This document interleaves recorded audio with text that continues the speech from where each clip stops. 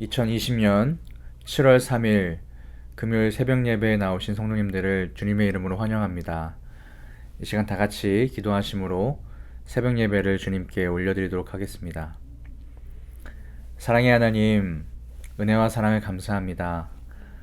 하나님을 예배하는 선한 마음을 부어주시고 이 시간 하루의 첫 시간을 하나님 앞에 예배자로 서게 하시니 감사합니다. 주님께 드려지는 이 예배가 하나님께는 영광이 되게 하시고 예배를 드리는 우리들에게는 하나님의 임재를 경험하게 되는 살아있는 예배의 시간이 되게 하여 주시고 하나님의 말씀으로 우리의 삶이 영적으로 풍성해지는 은혜가 있게 하시사 우리의 삶에 가득 채워진 하나님의 말씀을 실제로 우리의 삶에서 살아내고 그것을 통하여 하나님께서 기뻐하시는 그러한 삶의 열매를 가득 맺는 하나님의 귀한 자녀들이 될 수 있도록 은혜를 베풀어 주시옵소서. 감사드리며 우리 주 예수 그리스도의 이름으로 간절히 기도합니다. 아멘.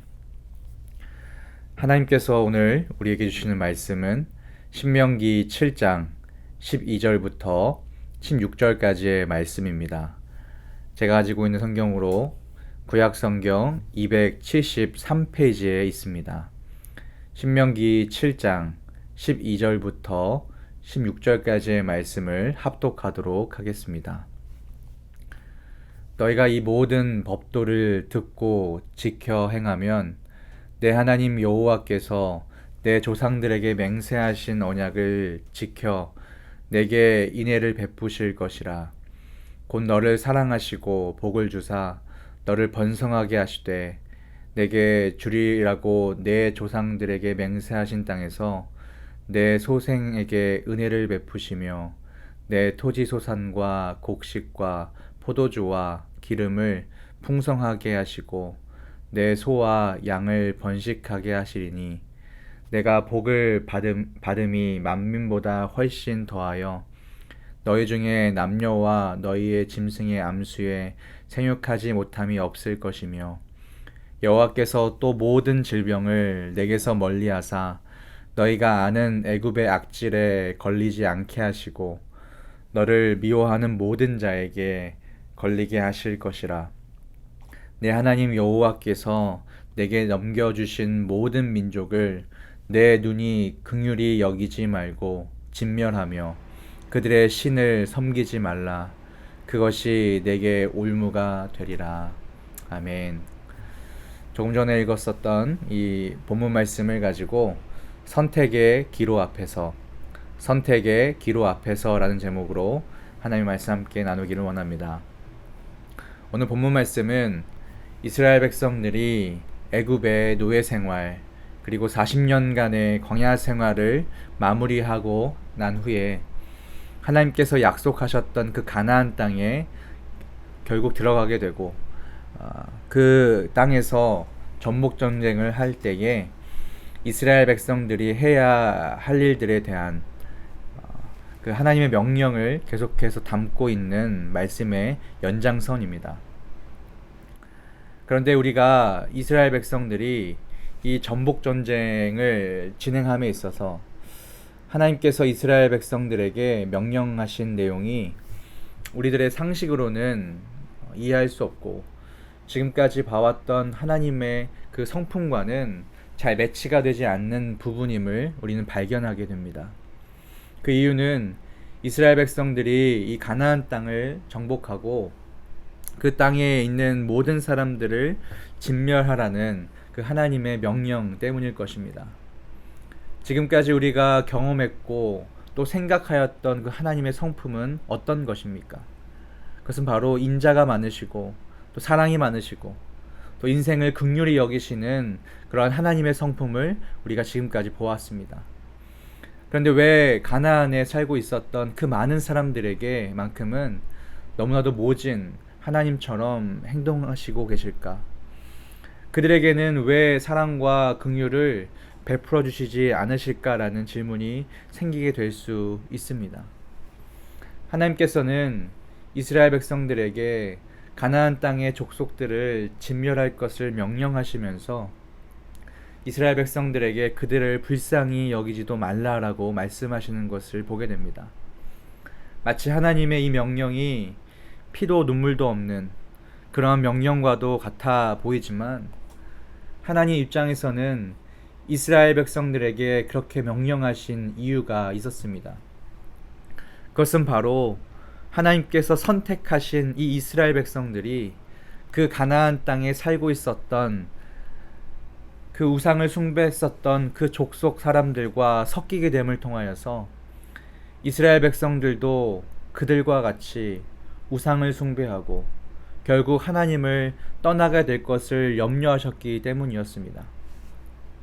이스라엘 백성들의 주변 환경이 하나님을 가까이 하는 그런 환경이 아니라 하나님과의 관계에서 멀어지게 만들 수 있는, 하나님 앞에서 그러한 죄악된 환경들을 제거해 가시려고 하는 그러한 모습을 우리는 볼 수 있습니다. 이러한 하나님의 명령은 이스라엘 백성들을 사랑하는 마음으로 인하여 그들이 하나님 앞에 전적으로 머물러 있는 그러한 삶을 살게 하시기 위해서 그러한 명령을 하셨다라는 사실입니다. 하나님께서는 이스라엘 백성들에게 하나님 앞에서 우상 숭배하고 또 하나님을 떠나게 만드는데 큰 역할을 할 수 있는 그 가나안 땅에 있는 족속들을 진멸하면서 그들을 긍휼히 여기지 말라고 말씀하셨던 것처럼 저와 여러분들의 삶에서도 동일하게 하나님과의 관계가 더욱 가까워지고 깊어지게 하지 못하는 것들이 있다면 그것들을 과감하게 끊어내는 것에 있어서 우리가 긍휼히 여기지 말아야 한다는 것을 우리에게 상기시켜 주고 있다는 사실입니다. 그 하나님의 명령 앞에서 이스라엘 백성들의 선택은 둘 중에 하나였을 것입니다. 그것은 바로 순종이냐 불순종이냐, 하나님의 말씀에 순종할 것인가 하나님의 말씀에 불순종할 것인가였습니다. 나중에 우리가 다루게 될 신명기 28장에서는 순종과 불순종의 어마어마한 차이에 대해서 우리에게 언급해 주고 있는 것을 볼 수 있습니다. 신명기 28장 1절부터 14절까지의 말씀에서는 하나님께서 이스라엘 백성들에게 너희들이 나의 말에 순종하면 특별한 복을 누리게 될 것에 대해서 약속하신 내용을 담고 있습니다. 그 이후부터의 내용은 하나님의 말씀에 불순종할 경우에 겪게 될 엄청난 저주에 대해서 말씀하고 있는 것을 확인할 수 있습니다. 하나님께서 허락하신 특별한 복을 누릴 것이냐 아니면 저주를 겪게 될 것인가를 결정짓는 중요한 요소는 바로 하나님의 말씀 앞에서 우리가 순종을 선택하느냐 아니면 불순종을 선택하느냐에 따라서 그것이 달려있다라는 말씀입니다. 예전에 나왔던 그 유명한 광고 카피 중에서 순간의 선택이 10년을 좌우한다라는 문구가 있었습니다. 한국의 한 기업이 이 문구를 광고 카피로 사용을 하고 그때 당시에 많은 사람들에게 사랑을 받게 되었는데 그 광고 문구가 지금까지도 기억에 남는 그러한 광고 문구로 회자되고 있는 것을 보게 됩니다. 순간의 선택이 10년을 좌우한다 라는 이 광고 문구와 마찬가지로 우리들이 하나님의 말씀 앞에 서서 그 하나님의 말씀을 순종할 것이냐 불순종할 것이냐의 그 순간의 선택이 우리들의 영혼의 평생을 좌우한다고 해도 과언이 아닐 것입니다. 마치 작은 결정처럼 보이는 이 선택으로 인하여서 엄청나게 상반된 결과를 마주하게 된다는 것입니다. 순종하는 자녀들에게는 하나님께서 허락하신 복이 준비되지만 불순종하는 아기는 끝내 저주를 겪게 된다는 것입니다. 그리스도인으로서 우리는 하나님의 말씀에 순종해야 된다는 말을 너무나도 많이 듣고 살아갑니다. 그런데 마치 그 말에 내성이 생긴 것처럼 하나님의 말씀을 순종해야 한다는 말을 우리가 듣게 되었을 때 말씀에 대한 아무 기대함도 없고 마치 영적인 감각이 없는 것처럼 우리가 말씀을 받을 때가 너무나도 많은 것 같습니다. 하나님의 말씀에 당연히 순종해야 된다는 사실을 너무나도 잘 알고 있지만, 머리로는 너무나도 빠삭하게 알고 있지만, 실제로 그 말씀을 우리의 삶에서 말씀대로 순종하며 살아내는 것은 마치 다른 나라 이야기로 생각할 때가 너무나도 많은 것 같습니다. 말씀을 말씀대로 순종하는 것을 우리가 살아가는 현실의 삶에서는 마치 일어나기 힘든 것으로 생각하는 경우가 우리들의 솔직한 영적인 현주소인 것 같습니다. 그런데 오늘 본문 말씀에 보면 하나님의 말씀을 순종하면 복을 받게 될 것이고, 하나님의 말씀에 불순종해서 그들을 진멸하지 않으면 그것이 이스라엘 백성들에게 올무가 되고 결국 이스라엘 백성들의 발목을 잡게 될 것이라고 말씀하고 있는 것을 보게 됩니다.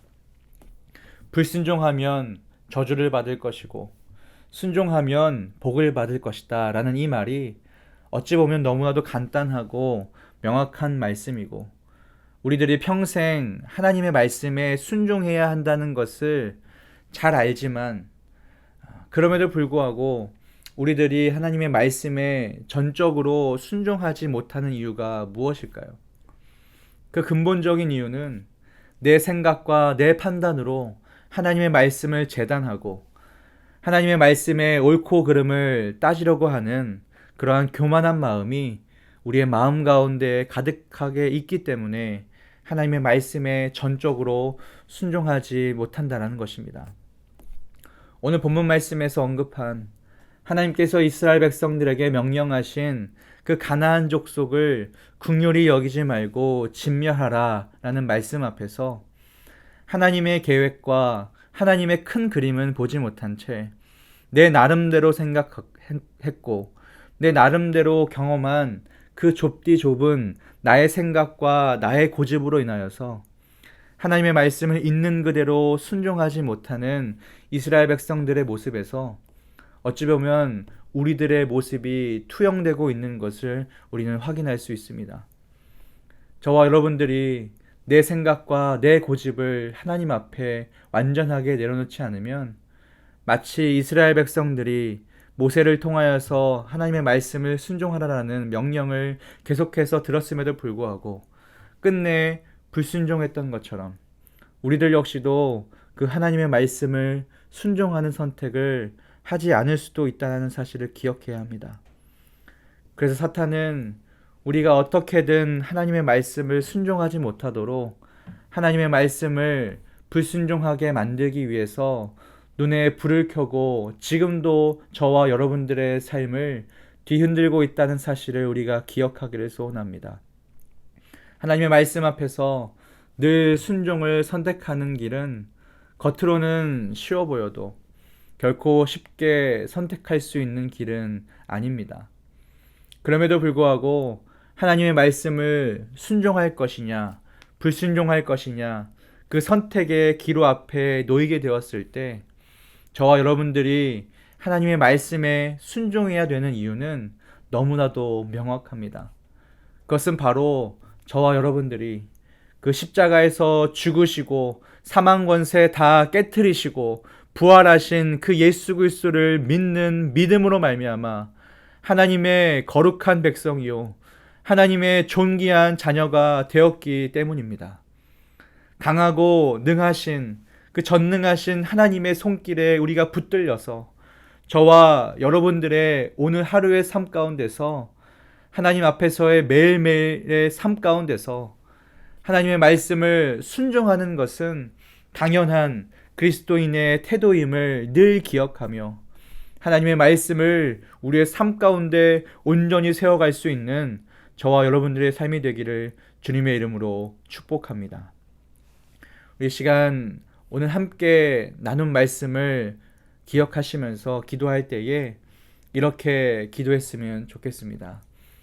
하나님 앞에서 우리들의 삶이 더욱 하나님을 찾지 못하게 하고 하나님과의 관계를 깊어지지 못하게 막고 있는 영적인 올무들을 끊어낼 수 있는 결단함과 믿음을 우리의 삶 가운데 허락해달라고 첫 번째로 기도하시고, 두 번째로 기도하실 때에는 우리에게 주어진 오늘 하루를 살아낼 때에 우리의 눈에 더 좋아 보이는 것을 선택하고 따르는 그러한 삶이 아니라 하나님의 선하신 뜻과 계획을 우리가 온전히 신뢰하고 하나님의 말씀을 전적으로 순종할 수 있는 삶을 살 수 있도록 오늘 하루의 삶 가운데서도 은혜를 베풀어 달라고 이 시간 합심으로 기도하신 후에 개인 기도의 자리로 나아가도록 하겠습니다.